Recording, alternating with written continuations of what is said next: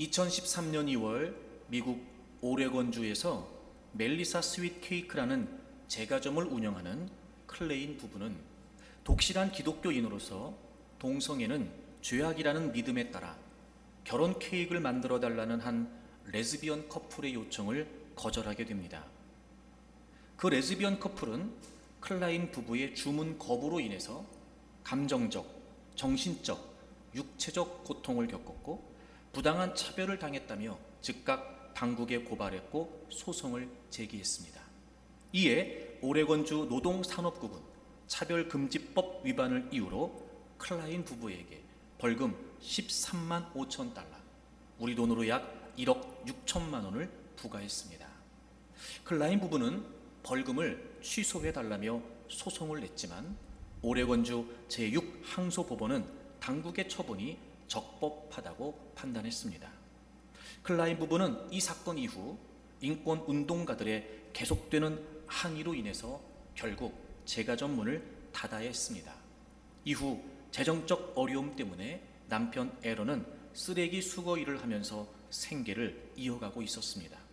클라인 부부는 벌금을 내지 못할 경우 집이 담보로 잡히게 될 처지였으나 다행히 그 사연을 들었던 많은 사람들의 기부금 덕분에 집을 지킬 수는 있게 됐다고 합니다. 그런데 그 기부금 모금하는 운동조차 중단하라는 요구가 빗발치기도 했다고 합니다.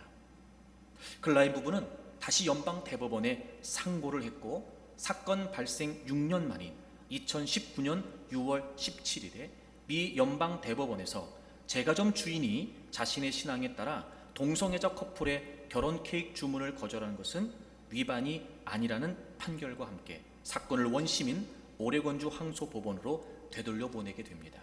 완전한 승소는 아니었습니다. 법원에서는 다만 종교적 신념에 따른 행위가 차별금지법의 면제 사유가 되는지 여부에 대해서는 판단을 유보하고 재고를 권고하는 의견만 첨부했습니다. 아직 끝나지 않고 있습니다. 2019년 3월 영국의 싱크탱크 글로벌 개발센터 연구원으로 일하고 있었던 마야 포스테이터라고 하는 여성은 자신의 트위터에 생물학적 성은 바꿀 수 없다. 남성은 여성이 아니다. 트랜스젠더 여성은 여성이 아니다.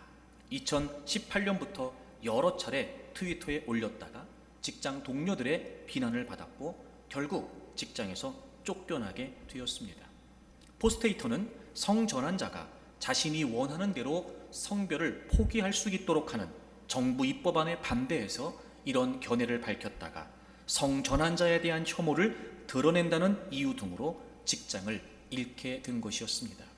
그는 고용주의 해고가 부당하다며 노동 문제를 관할하는 법원에 소송을 제기했습니다. 그는 그 법정에 제출한 진술서에서 성은 물질적 진실이며 남성 또는 여성이라는 것은 변경할 수 없는 생물학적 형태이다. 그러한 생물학적 성이 중요하다는 것은 내 오랜 신념으로서 앞으로도 그런 신념은 변화가 없을 것이라고 밝혔습니다. 그러나 그녀의 요구는 받아들여지지 않았습니다. 법원은 포스테이터의 시각이 성전환자의 인권 보호와 양립할 수 없으며 민주사회에서 존중할 만한 가치가 없다고 판시해 고용 중단 조처가 정당하다는 결정을 했습니다. 이런 일이 있을 때 여러분이 잘 아시는 해리포터 시리즈의 작가 J.K. 롤링은 해고된 포스테이터를 지지하는 의견을 내기도 했습니다. 그는 트위터에 당신이 원하는 대로 자기 이름을 불러라.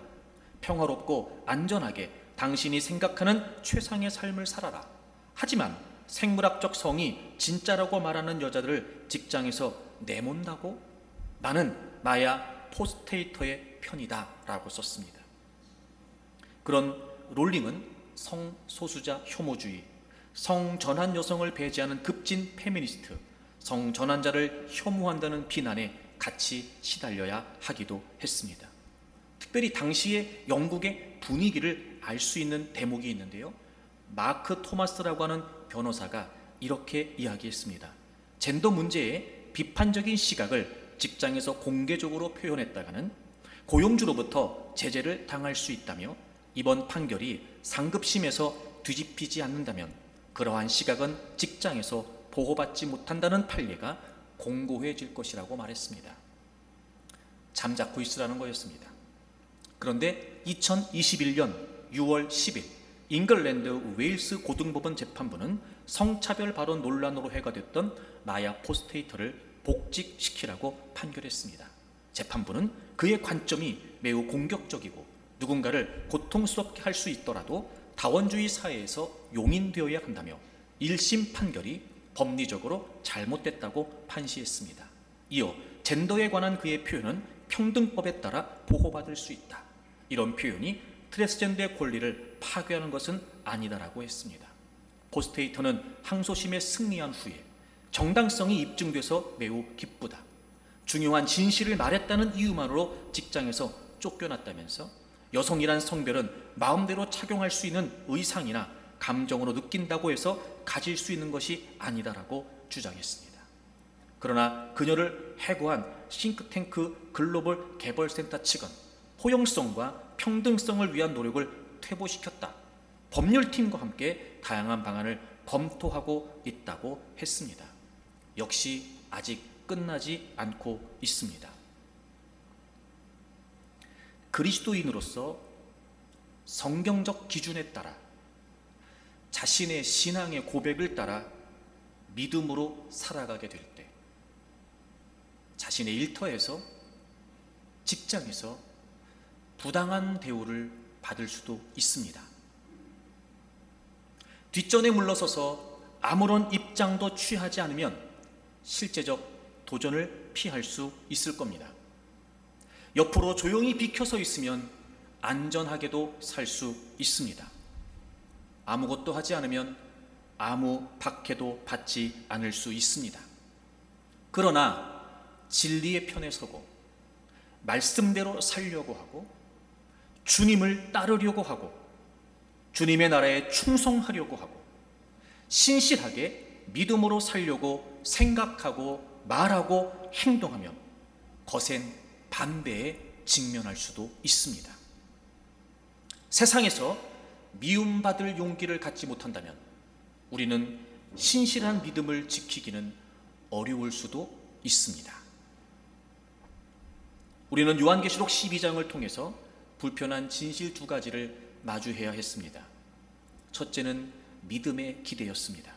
오늘날 우리의 일반적인 기대는 우리가 하나님을 믿고 따르면 그분께서는 우리의 삶을 안전하고 평탄하고 부유하게 만들어 주실 것이라는 것입니다. 하지만 그렇지 않을 수도 있습니다. 성경은 우리에게 복음과 함께 고난도 받으라고 가르치고 있습니다. 우리가 바른 믿음 생활을 하지 못하도록 원수마귀는 끊임없이 우리에게 도전하고 유혹하고 공격합니다.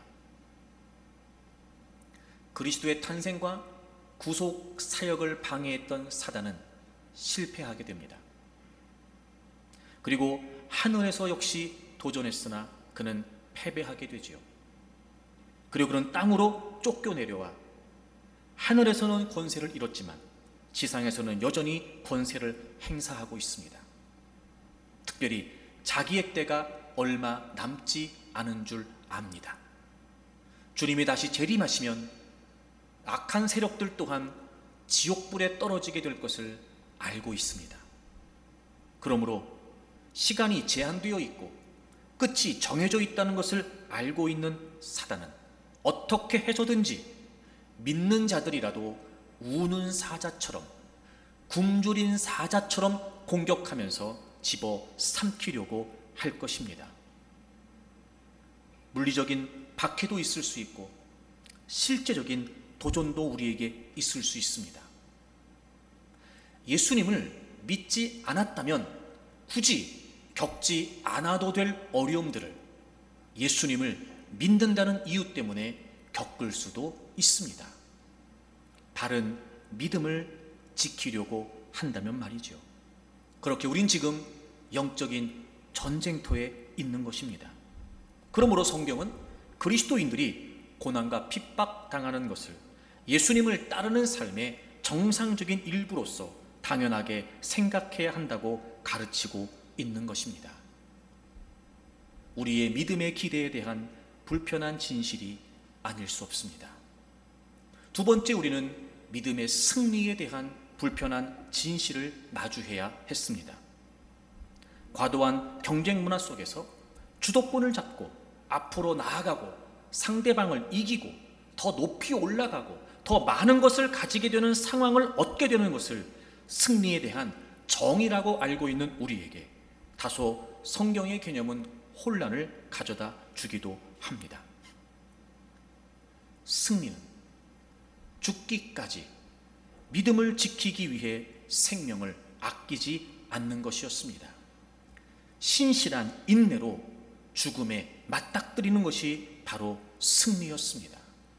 모든 걸 다 잃어버려도 내 생명을 포기하는 한이 있더라도 끝까지 신실하게 믿음을 지키는 것이 승리라고 성경은 우리에게 알려주고 있습니다. 이미 예수 그리스도께서는 십자가에서 죽으시고 부활하심으로 악한 세력을 이기셨습니다. 그리고 그 승리는 확정되었습니다. 이제 우리는 주님이 다시 오시는 그날까지 확정된 승리를 확신하고 끝까지 믿음을 지키는 것, 그것이 승리라고 우리에게 알려주고 있습니다. 하나님은 하나님의 백성들에게 시험과 도전의 위협을 제거하시겠다고 약속하시진 않았습니다. 하지만 분명한 것은 그분은 이미 십자가에서 승리하심으로 그 승리를 우리에게 약속해 주셨습니다. 그리고 그 승리의 날까지 흔들림 없이 믿음을 지키기 위해 힘쓴다면 그 어려움들을 통과할 수 있도록 우리를 붙잡아 주시고 우리와 함께 해 주실 것 또한 약속해 주셨습니다. 이제 우리는 이 믿음의 기대와 이 믿음의 승리를 따라 우리의 신앙을 이어갈 수 있어야 합니다. 하지만 성경은 우리가 이런 영적 전쟁 중에 있다는 것과 우리가 끝까지 인내해야 한다는 것만 가르쳐 주는 것이 아니라 우리가 무엇을 해야 되는지도 알려주고 있습니다. 첫째, 우리는 악에게 노라고 말할 수 있어야 합니다. 거짓 가르침과 거짓 신들을 거부해야만 합니다. 사랑하는 교우 여러분, 여러분들이 주님이 다시 오시는 그날까지 신실한 믿음을 지켜 마침내 승리를 얻기를 원한다면 반드시 우린 악에게 노라고 단호하게 거부해야 합니다. 그리스도인들이 세상적 문화와 잘 어울리도록, 그리고 심지어 그것을 통해 이익을 얻도록 하기 위해서 성경적인 신앙을 상황에 맞춰서 다시 정의하는 거짓 가르침들, 변질되고 왜곡된 복음, 세속주의적인 신앙, 세상의 가치를 추구하는 것이 믿음의 결과인 것처럼 가르치는 신앙의 훼손된 가르침들, 여러분, 단호하게 우리는 거부해야만 합니다. 사회의 인정을 받기 위해, 세상에 적응하기 위해 성경적 신앙을 재정의해도 무방하다라고 하는 거짓 가르침을 우리는 단호하게 거부할 수 있어야 합니다. 거짓 신들을 거부해야 됩니다. 특히 어둠의 세력은 우리가 물질 앞에서 하나님을 저버리도록 끊임없이 도전합니다. 악한 세력은 이미 돈을 가지고 우리로 하여금 하나님과 멀어지도록 가르치고 멀어지도록 도전하면서 그 유혹 속에 우리를 있게 만들어 버리고 있습니다. 마치 돈이 전부인 것처럼, 마치 돈이면 다 되는 것처럼, 그리고 점점 경제적인 압박을 통해서 우리가 신실한 신앙으로부터 멀어지도록 만드는 겁니다. 여러분 어떠십니까? 여러분은 예수 그리스도를 따르기 위해서 물질적인 편안함과 재정적인 안전함을 기꺼이 포기할 수 있겠습니까? 아니면 주님을 믿고 주님을 섬긴다는 이유가 오히려 물질적인 편안함과 재정적인 안전함을 얻기 위함입니까? 구약시대의 이스라엘 백성들에게 있어서 대표적인 우상은 바알이었습니다. 구약시대 때 하나님의 백성들에게 있어서 하나님의 경쟁자는 바알이었다고요. 하나님께서 바알을 상대로 경쟁의식을 가지셨을 리가 없습니다. 이스라엘이 하나님의 위치에 바알을 갖다 둔 것이었습니다. 마찬가지로 그리스도인이라고 하면서 예수님의 위치에 돈을 갖다 놓는 사람들도 있습니다. 물론 이렇게까지 이야기하는 게 너무 심한 거 아니냐라고 말할 수도 있을 겁니다. 아무리 돈에 욕심을 낸다고 한들 아니 우리가 예수님 대신 돈을 섬긴다니 그런 말이 가당키나 하냐라고도 말할 수 있을 겁니다. 하지만 여러분, 이스라엘 백성들의 이야기를 바꿔보면 이렇게 되는 겁니다. 그들이 하나님 대신 바알을 섬기는 것을 인정하고 있었을까? 아니요, 그렇지 않습니다. 이스라엘 백성들 생각에 자기들은 단 한순간도 하나님을 떠난 적이 없다고 생각했습니다. 단지 바알을 하나님과 같이 섬겼을 뿐이지요. 그들이 하나님을 버리고 바알을 섬긴 것이 아니었고 하나님을 섬기면서 바알도 섬겼던 것이었습니다.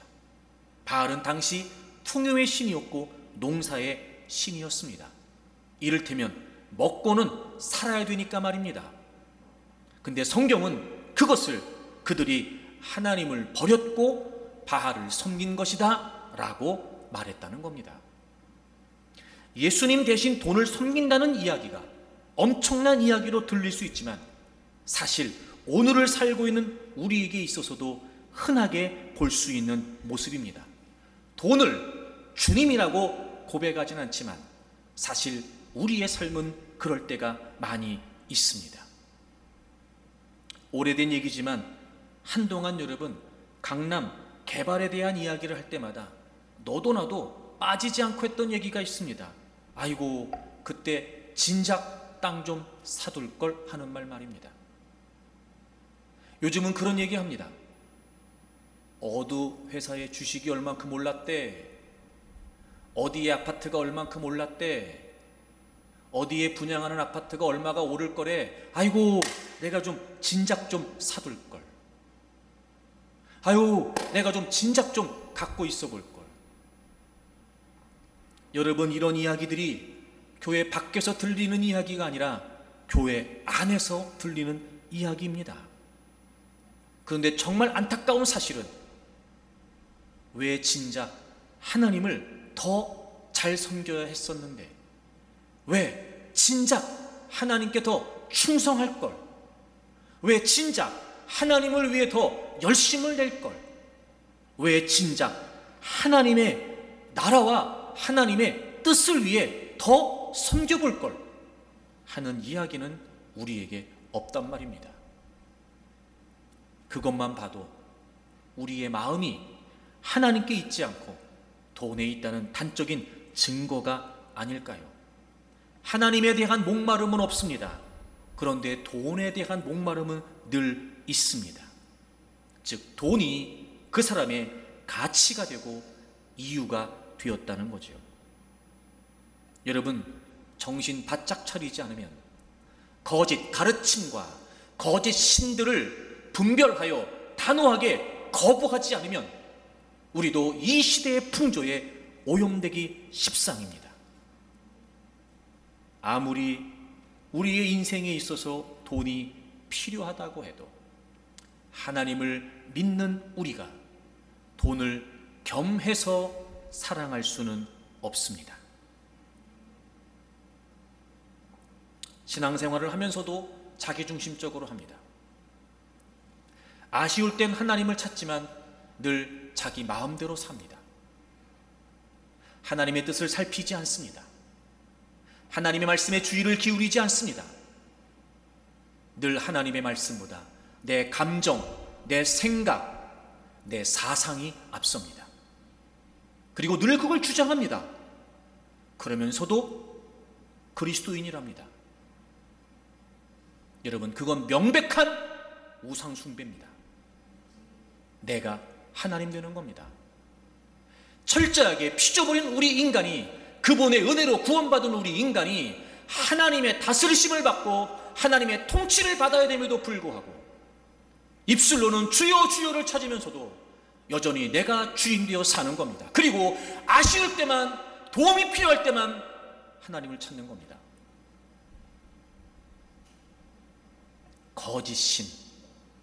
여러분, 우리는 지금 하나님을 믿는다고 말하면서도 나라고 하는 거짓신을, 돈이라고 하는 거짓신을 섬기고 있는지도 모르죠. 심지어 오늘 우리가 지금 예배를 드리고 있는 이 현장에서 여러분은 어떠십니까? 살아계신 하나님이 의식됩니까? 정말 하나님을 경외하는 마음이 있습니까? 하나님에 대한 거룩한 두려움이 있습니까? 하나님도 우스우시지요? 눈에 보이지 않으니까? 하나님도 별거 아닌 것처럼 여겨지지요?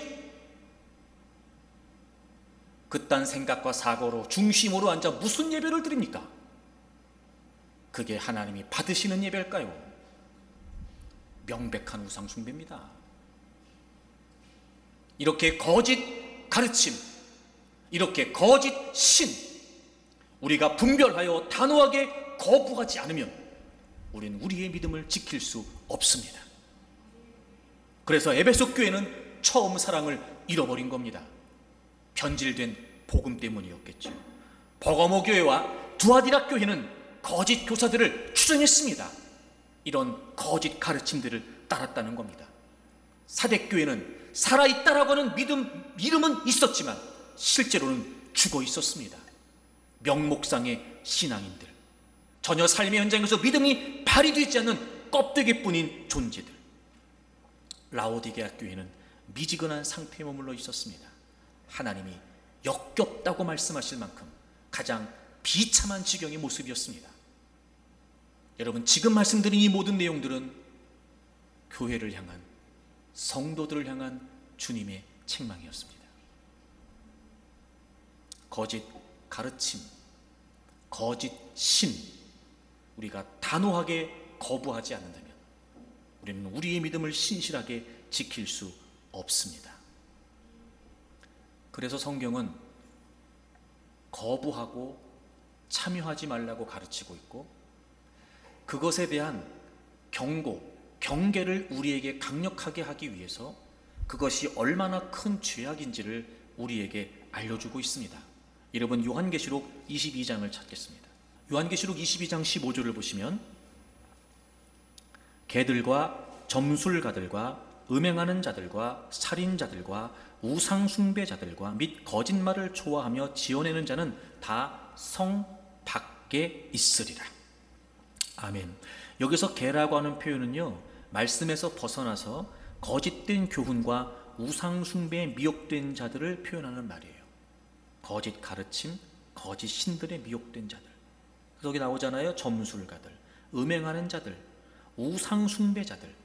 여러분, 이런 사람들은 다 어디에 있대요? 성 밖에 있대요. 여러분, 여기에서 성은 바로 새하늘과 새 땅, 거룩한 예루살렘, 천국을 말해요. 성 안에 있대요? 성 밖에 있대요? 성 밖에 있대요. 거짓 가르침과 거짓 신들을 단호하게 거부하지 못하면 여러분, 우리는 우리의 믿음을 지킬 수 없습니다. 그리고 여러분, 우리는 동시에 악에게 노라고 말하고 동시에 주님께 예스라고 말해야 합니다.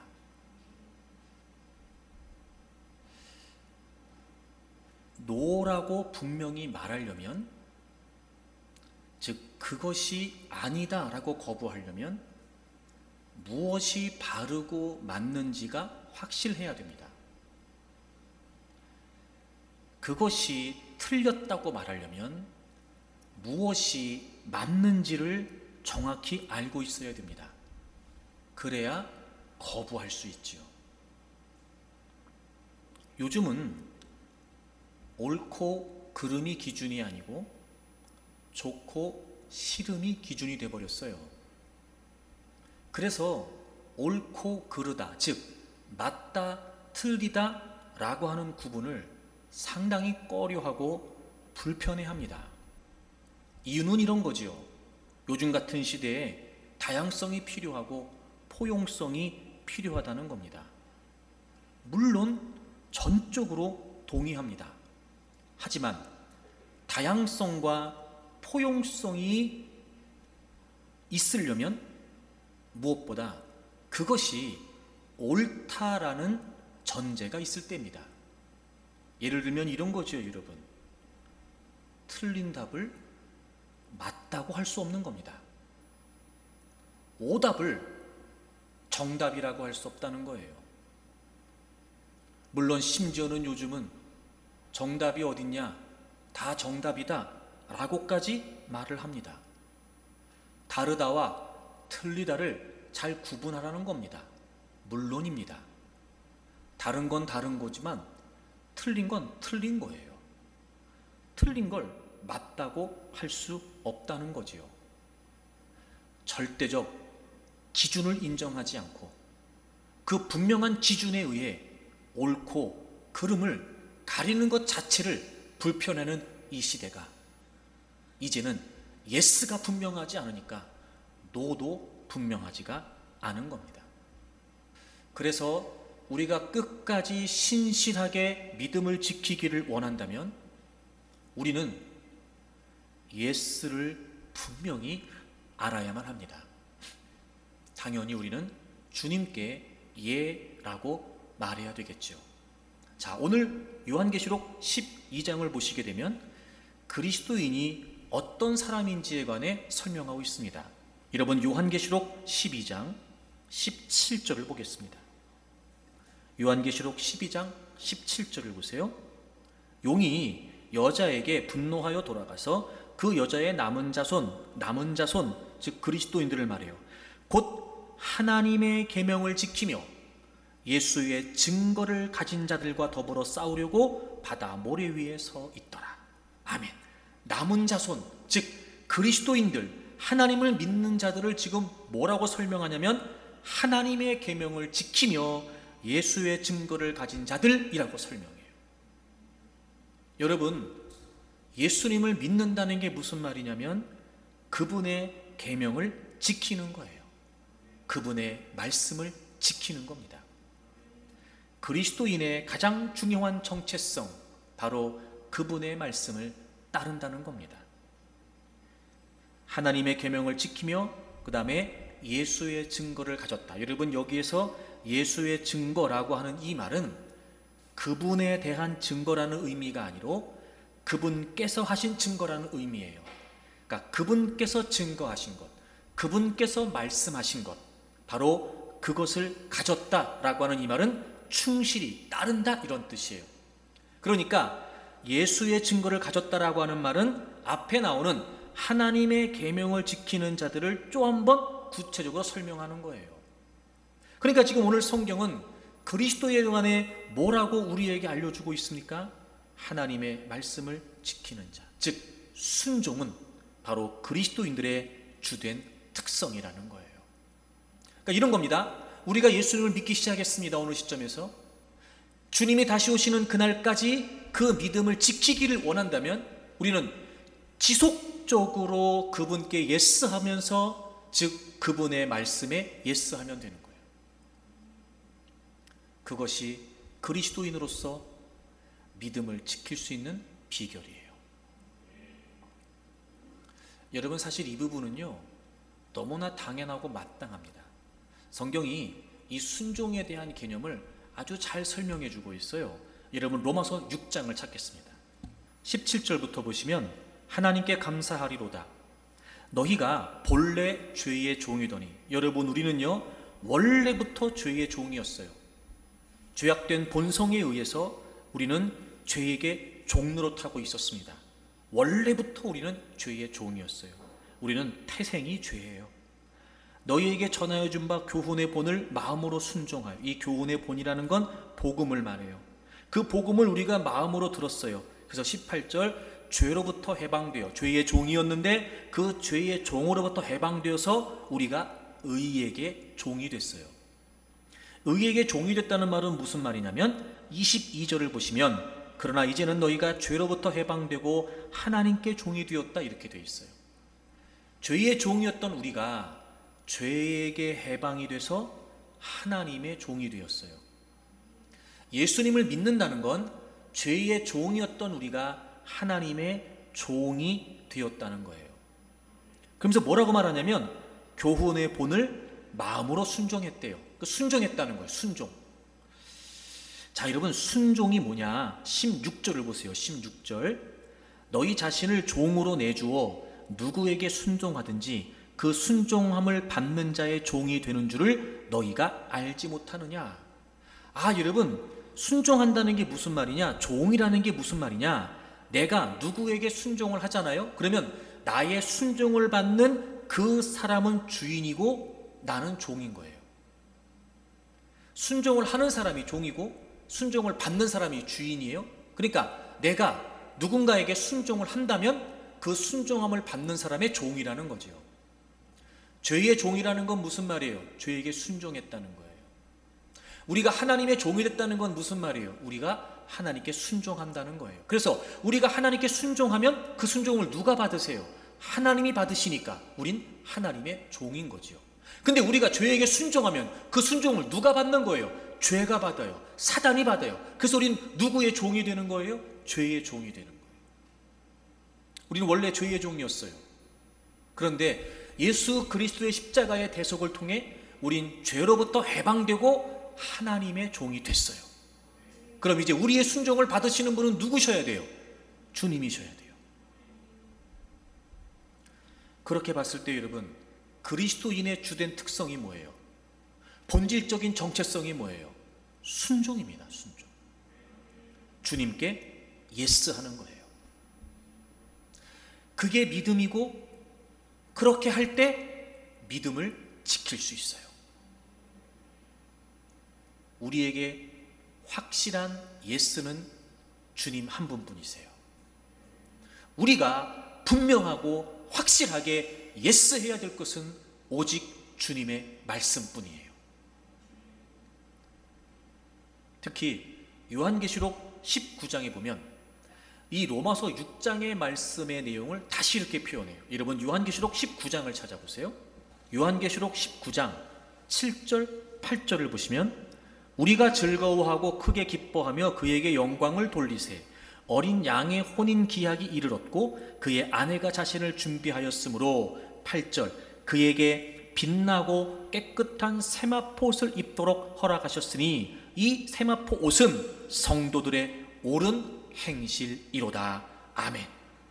이런 마지막 주님이 재림하시면 그때까지 믿음을 지켰던 모든 신실한 그리스도인들은 주님의 신부가 되어서 그분의 혼인잔치에 초청을 받습니다. 그때 입는 예복이 뭐냐면 세마포옷이에요. 세마포옷. 그래서 8절에 보시면 빛나고 깨끗한 세마포옷이라고 되어 있죠. 여러분, 이 빛난다는 말은 말 그대로 빛난다는 거예요. 영광, 광채, 이런 뜻이에요. 깨끗하다라고 하는 말은 정결하다, 신실하다, 이런 뜻이에요. 그러니까 우리가 주님이 다시 재림하시면 그리스도의 신부로서 그분과 혼인잔치에 참여하게 되는데, 그때 우리가 입을 예복이 뭐예요? 깨끗하고 빛나는 세마포옷이에요. 광채가 나는 정결하고 신실한 세마포옷이라고요. 근데 그 세마포옷을 뭐라고 성경이 기록하고 있어요? 이 세마포옷은 성도들의 옳은 행실이다. 옳은 행실이다. 여러분, 요새 옳다라고 하는 말은 의라고 하는 말이에요. 의로운 행실. 두 가지 의미를 갖습니다. 첫째, 여러분, 우리가 어떻게 의롭다 하심을 받았죠? 하나님의 은혜로 예수 그리스도를 믿음으로 말미암아 의롭다 하심을 받았어요. 여기에서 의로운 행실이다, 옳은 행실이다라고 하는 그 의롭다는 말의 첫 번째 의미는 우리가 하나님의 은혜로 의롭다 하심을 받았다는 말이에요.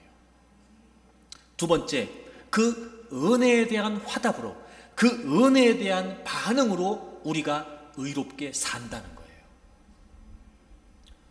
로마서 6장이 우리에게 가르쳐주고 있는 것처럼 저희의 종이었으나 예수 그리스도의 복음의 은혜로 말미암아 하나님의 종이 되어 하나님께 순종하며 사는 존재가 된 것처럼 우린 믿음으로 의롭다 하심을 받았습니다. 전적인 하나님의 은혜였습니다. 그렇기 때문에 이제 우리는 의롭다 하심을 받았기 때문에 어떻게 살아야 돼요? 의롭게 살아야 돼요. 그 의로운 행실이 곧 주님이 재림하실 때 우리가 그분을 우리의 신랑으로 맞이하는 신부의 예복이 된단 말이에요. 우리가 끝까지 신실하게 주님에 대한 믿음을 지키려면 우리는 그분의 말씀에 예스하고 순종해야 됩니다. 우리를 의롭다고 여겨주신 하나님의 은혜를 통해 이제 우리는 그분을 향해 의로운 삶을, 그분께 대한 의로운 삶을 살아야 되는 것입니다. 믿음으로 의롭다 하심을 받았으니까 의로운 삶을 산다는 게 무슨 말이겠어요?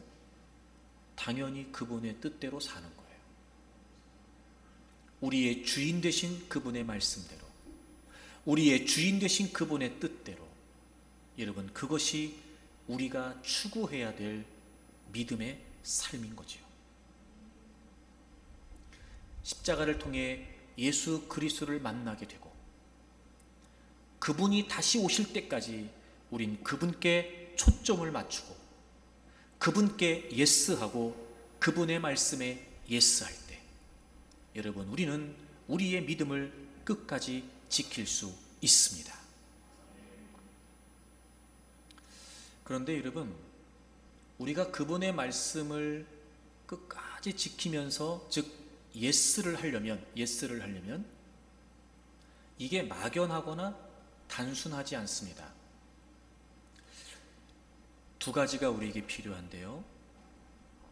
누가복음 15장에 보면 우리가 보통 탕자의 비유라고 말하는 이야기가 나오죠. 예수님께서 비유로 해주신 말씀이에요. 아버지의 재산을 가지고 나가서 다 탕진하고 돌아온 그 둘째 아들. 아버지는 그 둘째 아들을 정말 기쁨으로 환영하고 다시 아들로 맞아주고 인정해주게 되지요. 근데 그 이야기에는 둘째 아들의 이야기만 나오지 않습니다. 첫째 아들의 이야기도 나오죠. 첫째 아들은 돌아온 둘째 아들을 그렇게 반갑게 맞아주고 인정해주는 아버지를 못마땅하게 여깁니다. 아버지에 대한 강한 불만을 표출하게 되죠. 굉장히 이례적으로 예수님께서는 그 둘째 아들뿐만이 아니라 첫째 아들에 관한 이야기도 상세히 기록하고 계세요. 둘째 아들이 돌아왔고 아버지가 잔치를 벌였죠. 첫째 아들은 일을 하고 뒤늦게 집으로 돌아오게 됩니다. 그리고 그가 이런 이야기를 하죠. 나는 지금까지 여러 해 동안 아버지를 섬겨왔다. 나는 지금까지 아버지의 명령을 어긴 것도 없다. 그러나 나에게는 염소 새끼 한 마리 주면서 친구들하고 즐거운 시간을 보내라고 하지도 않았으면서 어떻게 아버지의 재산을 창녀들과 탕진하고 돌아온 동생을 위해서 살진 송아지를 잡고 잔치를 벌일 수가 있냐는 거예요. 아들이 지금 굉장한 불만을 표출하고 있습니다. 불공평하다는 거예요. 왜 동생을 야단치지 않고 잔치를 베풀고 있냐는 거예요. 아버지의 그런 모습을, 행동을 이해할 수 없다는 거지요. 자, 지금 큰아들은 아버지에게 예스 하고 있는 것이 아니라 노 하고 있는 겁니다. 왜 이 큰아들은 아버지에게 예스 하지 않고 노 할 수밖에 없었을까요? 왜 맏아들은 아버지에게 예스 하지 못하고 노 할 수밖에 없었을까? 두 가지 때문이죠. 첫째, 아버지의 마음을 몰랐던 거예요. 어찌 보면 큰아들 입장으로 생각하면 그럴 수 있어요. 그럴 수 있어요. 하지만 아버지의 행동, 아버지의 뜻, 이걸 이해하려면 무엇보다 아들의 마음보다 아버지의 마음을 아는 게 먼저여야 했어요. 둘째 아들이 그렇게 집을 나갔을 때 아버지 마음이 어땠을까? 물론 아버지의 재산을 다 탕진해 버렸지만 그 아들이 다시 돌아올 때 아버지의 마음은 어땠을까? 아들로서가 아니라 아버지로서 그 마음을 헤아릴 수 있었다면 분명히 이 첫째 아들도 기뻐했을 거예요. 아하, 우리가 주님께 예스 하려면 주님의 마음을 가지고 있어야 돼요. 그냥 예스가 안 되는 거예요. 주님께 예스 하려면 그분의 마음을 우리가 알려고 해야 돼요. 내 마음하고 주님의 마음은 다르실 수 있어요. 똑같은 상황을 둘째 아들이 돌아온, 동생이 돌아왔다라고 하는 이 상황을 아들의 입장에서 보는 거하고 아버지의 입장에서 보는 거하고 다를 수 있단 말이에요. 아하, 우리가 정말 주님께 예스 하려면 우리에게 뭐가 필요해요? 주님의 마음을 아는 게 필요해요. 주님의 마음. 그리고 또 하나, 이 아들이 아버지에게 예스하지 않고 노했다는 건 무슨 의미예요? 이렇게 한 아버지의 결정을 따르지 못하겠다는 거예요. 왜 이렇게 하냐는 거예요. 오히려 그 아들을 더 혼내고 쫓아내지는 못할 망정 어떻게 아버지의 재산을 창기들과 탕진하고 돌아온 그 아들을 받아들일 수 있으며 잔치를 벌일 수 있겠냐는 거예요. 아버지는 그렇게 하기로 결정했는데 이 큰아들은 아버지의 결정을 따르지 못하겠다는 거예요. 그게 지금 아버지에게 예스하지 않고 노하고 있는 거거든요. 여러분, 우리가 주님께 예스한다는 게 무슨 의미일까요? 그분의 결정을 전적으로 따르는 거예요. 그분의 마음을 알고 그분의 결정을 따르는 것, 그것이 바로 그분께 예스하는 거예요. 그런데 지금 이 맏아들은 아버지의 마음에도 노, 아버지의 결정에도 노. 여러분, 이건 아버지를 인정하지 않는 것이고 아버지를 사랑하고 섬기지 않는 겁니다. 그는 그의 입으로 이야기합니다. 난 지금까지 여러 해 동안 아버지를 섬겼다는 거예요. 아버지를 떠난 적이 없다는 거예요. 아버지 명령을 어긴 적이 없다는 거예요. 근데 지금 현실적으로 그는 지금 어떻게 하고 있어요? 아버지에게 노하고 있단 말이에요. 그건 입으로는 아버지를 위해 무엇을 한 것처럼 말할지 모르지만 아버지의 마음, 아버지의 결정을 따르지 못한다는 건 아버지를 아버지로 인정하지 않는 것과 동일하다는 거죠. 아하, 비록 아버지 집에서 아버지를 떠나지 않고 아버지와 함께 있었지만 그것만으로 아버지를 사랑하고 섬기는 건 아니었을 수도 있다는 거예요. 어떤 드라마를 보다가 그런 대사를 제가 들었어요. 무지하면 무모하지라도 말아야지, 이런 말을 제가 들었어요. 근데 이 본문을 준비하면서 그 생각이 버뜩 났어요. 그래, 무지하면 무모하지라도 않으면 얼마나 좋을까. 근데 제가 가만히 생각해 보니까 무지하니까 무모한 거더라고요. 보세요. 아버지의 마음을 몰라요. 무지해요. 그러니까 아버지의 결정을 따르지 않아요. 무모하지요. 그건 곧 아버지를 뭐 하는 거냐면 무시하는 거예요. 여러분, 주님께 예스한다는 건 이런 거예요. 주님의 마음을 아는 거예요. 어떻게든지 주님의 마음을 헤아리려고 해야 돼요. 주님의 의도가 뭘까? 주님이 어떤 뜻을 갖고 계실까? 주님은 어떤 마음이실까? 그리고 주님께 예스 한다는 건 주님의 결정을 따르는 거죠. 그런데 주님의 마음을 모르면, 즉 무지하면 주님의 결정을 따르지 않는 무모한 일을 하게 돼요.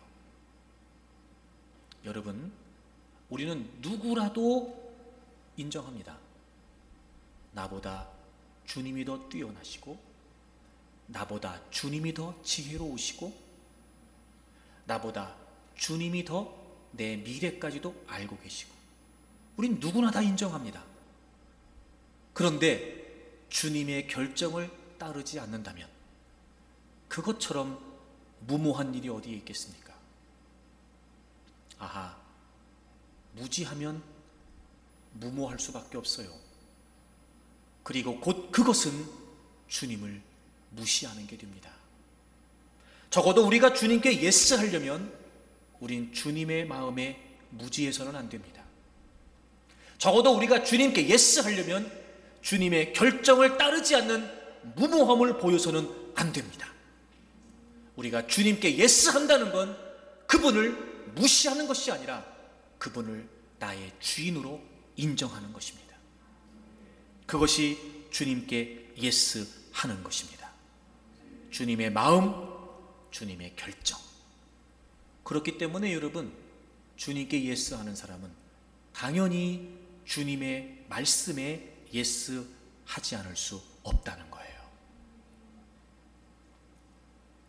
그렇게 봤을 때 여러분, 예스 하지 않으면 노 할 수 없습니다. 예스 해야 노 할 수 있어요. 즉, 주님의 말씀에 예스를 해야 거짓 가르침과 거짓 신들에게 노 할 수 있어요. 성경을 찾지요? 시편 119편입니다. 시편 119편 36절을 보세요. 내 마음을 주의 증거들에게 향하게 하시고 탐욕으로 향하지 말게 하소서. 내 눈을 돌이켜 허탄한 것을 보지 말게 하시고 주의 길에서 나를 살아나게 하소서. 시편 기자가 뭐라고 배웠냐면 내 마음을 주의 증거들, 주의 말씀들에게 향하게 해주세요. 즉 주님께 예스 하겠다는 거잖아요. 그래서 탐욕으로 향하지 말게 해주십시오. 즉 자신의 마음이 주님의 말씀에 향하지 않으면 어디로 향할 수밖에 없다는 거예요. 탐욕으로 향할 수밖에 없다는 거예요. 그걸 너무나 잘 알고 있었어요. 탐욕을 향할 수밖에 없는 자신을 알고 있었던 시편 기자가 주님, 제 마음이요 주의 말씀을 좀 향하게 해주십시오. 제가 탐욕으로 향하고 싶지 않습니다. 36절, 37절 내 눈을 돌이켜 허탄한 것을 보지 말게 하시고 주의 길에서 나를 살아나게 하소서. 자꾸 허탄한 것만 보이고 허탄한 길만 가는 거예요. 시편 기자가 그런 자신을 고백하면서 하나님, 제가 허탄한 것 보지 말게 해주시고요 주의 길을 가게 해주세요. 주의 길을 보게 해주세요. 주의 말씀을 따르는, 주의 뜻을 따르는 그 주의 길을 제가 가게 해주세요. 아, 여러분 보세요. 주님의 말씀을 향하지 않으면 탐욕을 향하게 되고 주의 길로 가지 않으면 허탄한 걸 쫓아갈 수밖에 없다는 거죠. 예스 하지 않으면 노 할 수 없어요. 예스 해야 노 할 수 있습니다. 여러분, 우리는 얼마든지 예스에 노하고 노에 예스 할 수 있는 가능성이 있는 사람들이에요. 끊임없이 원수박이는 그걸 우리에게 도전할 테니까 말입니다. 그럴 때마다 우리는 잊지 말아야 됩니다. 아하, 예스가 분명해야 된다. 예스가 확실해야 된다. 그래야 우리가 노 할 수 있다. 주님께 예스해야 악에게 노 할 수 있습니다. 주님의 마음을, 주님의 결정을 따르고 주님의 말씀에 예스를 해야 우리가 거짓 가르침과 거짓 신에 노 할 수 있습니다. 무엇이 옳은지를 알아야 무엇이 틀린지를 알고 거부할 수 있지 않겠습니까? 무엇이 바른지를 알아야 무엇이 그른지를 알고 바른 길을 가지 않겠습니까? 예스해야 노 할 수 있습니다. 예스하지 않으면 노 할 수 없습니다. 근데 지금 우리의 문제는 뭡니까? 이 예스와 노를 혼동하는 겁니다. 하나님의 뜻과 다른 길로 가려고 합니다. 하나님의 자녀들이 마땅히 가야 되는 길이 아니라 하나님께서 원하시는 그 길을 예스하고 가는 것이 아니라 그 길은 노한 채 우리가 원하는 길로, 우리가 바라는 길로, 우리가 뜻하는 길로 가려고만 합니다. 세상이 좋아하는, 세상 사람들이 즐겨하는 세상의 안락과 풍요의 길, 성공의 길, 그 탐욕과 허탄한 길로만 가려고 합니다. 그리고 오히려 그 길을 가는 것이 복된 길이라고 여기기까지 합니다. 주님의 마음을 모르니까, 주님의 결정을 따르지 않고 주님을 무시하는 처사가 아닐까. 주님께 예스해야 되는데 주님께 노하고, 악에게 노해야 되는데 악에게 예스하면서 하나님의 마음을 품기보다 세상의 마음을 더 품고, 하나님의 결정을 따르려고 하기보다 내 뜻과 내 결정을 더 따르려고 하면서 우리는 세상의 가치를 위해 십자가의 가치를 외면하고 사는지도 모르죠. 정말 안타까운 사실이지만 만일 교회와 성도들이 하나님께서 원하시는 십자가의 길을 가지 못한다면 여러분, 기독교는 더 이상 기독교라고 말할 수 없습니다. 그저 한낱 사이비일 뿐이죠. 여러분, 사이비의 뜻이 뭔지 아시죠? 겉으로 보기에는 비슷한 듯 보이지만 근본적으로는 아주 다르다는 겁니다. 사이비. 주님께 예스해야 되는데 노하면서 마치 내가 주님의 자녀인 양 행세하는 것, 사입입니다. 악에게 노해야 되는데 예스하면서 마치 주님의 백성인 것처럼 행세하는 것, 여러분, 사입입니다. 그런데 우리가 점점 이 예스와 노 사이를 혼동하고 갈등하고 있는 겁니다. 여러분, 이제 성경을 통해서 주님의 마음을 알기 위해 힘쓰셔야 됩니다. 성경을 통해서 주님의 결정을 따르기 위해 힘쓰셔야 됩니다. 그렇게 예스가 분명해야 노 할 수 있기 때문입니다. 지금 모 방송사에서 하고 있는 오디션 프로그램에 어떤 예고에 재학하고 있는 19살 여학생이 참가를 했어요. 이 학생을 보면서 저도 참 부끄럽기도 하고 도전도 받고 좀 그랬었어요. 집이 천안인데 학교가 안양이에요. 천안에서 안양까지를 매일 통학을 합니다. 왕복 약 160km라고 그래요. 8시까지 학교를 등교해야 돼요. 새벽 4시 반에 일어나서 학교 갈 준비를 시작해요. 집에서 5시 30분에 나와서 학교로 출발을 합니다. 6시에 천안역에 도착해서 안양행 지하철을 탑승하고 7시 15분에 안양역에 도착을 해요. 7시 30분에 통학버스를 타고 7시 45분에 학교에 도착을 해요. 일어나서 학교에 도착하기까지 3시간 15분이 걸려요. 오전에 교과 수업을 하고 오후에 실기 수업을 하고 저녁에 개인 연습을 해요. 그리고 밤 10시가 되면 이제 집으로 돌아가요. 새벽 1시에 도착을 하더라고요. 제가 더 놀란 건 그리고 자는 게 아니더라고요. 집 앞에 있는 학교 운동장을 10바퀴에서 20바퀴를 뛰어요. 체력 훈련을 한답니다. 그러면 새벽 2시가 돼요. 또 당연히 그 다음날 아침에 새벽 4시 반에 일어나야 등교 시간을 맞출 수 있겠죠. 물론 오며 가며 지하철에서 잠을 잘 수도 있겠지만 말입니다. 어쨌든 이런 통학을 계속해요. 제작진이 물어봤어요. 힘들지 않냐고. 그랬더니 이 학생이 이렇게 대답을 해요. 저는 뮤지컬을 전공하려고 하는데 솔직히 육체적으로는 많이 힘든데 뮤지컬이 진짜 하고 싶은 일이다 보니까 심적으로는 힘들지 않아서 버틸 수 있습니다. 그렇게 이야기를 해요. 진짜 하고 싶은 일이 뮤지컬이니까 육체적으로는 힘들어도 마음은 힘들지 않아서 그걸 버틴다는 얘기였어요. 아이고, 그 19살짜리 여학생이요, 얼마나 똘망똘망하게 얘기하는지요. 와, 제가 깊은 감명을 받았어요. 그 여학생의 이야기를 들으면서 이런 마음이 들었어요. 내가 진짜 하고 싶은 건 뭐지? 내가 진짜 원하는 게 뭐지? 내가 진짜 얻고 싶은 게 뭐지? 이런 마음 들더라고요.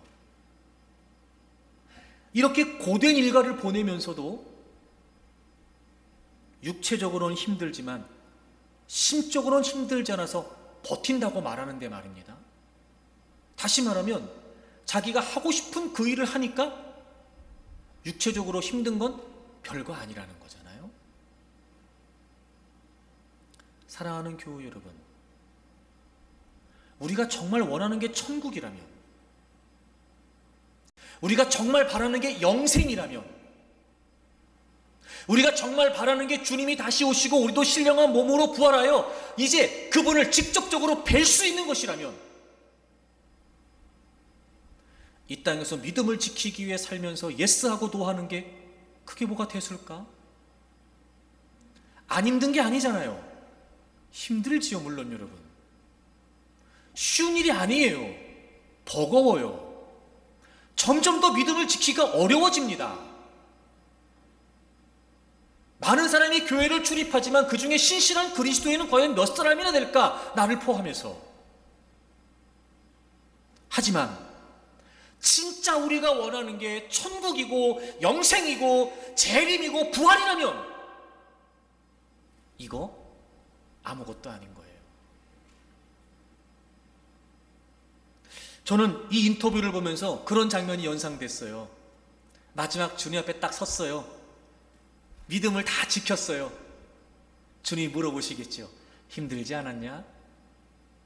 어려웠지? 아유, 너 오해도 많이 받고 손가락질도 당하고, 야, 너 그것 때문에 돈도 많이 손해보더라. 아유, 너 그것 때문에 직장에서도 잘리고, 아유, 그것 때문에 힘들고. 힘들지 않았어? 어렵지 않았어? 그때 우리가 주님 앞에서, 주님 아니에요. 아유, 안 힘들었다면 거짓말이죠. 진짜 힘들었어요. 근데요, 제가 정말 원하는 게 주님이셨거든요. 제가 정말 원하는 게 천국이었고, 바로 오늘 이렇게 저도 신령한 몸으로 부활해서 주님을 이렇게 직접 만나는 거였거든요. 그러다 보니까요, 버틸 수 있었어요, 주님. 이렇게 우리가 주님께 고백할 수 있다면 그게 진짜 믿음 아닐까요? 사랑하는 교우 여러분, 예스와 노가 필요합니다.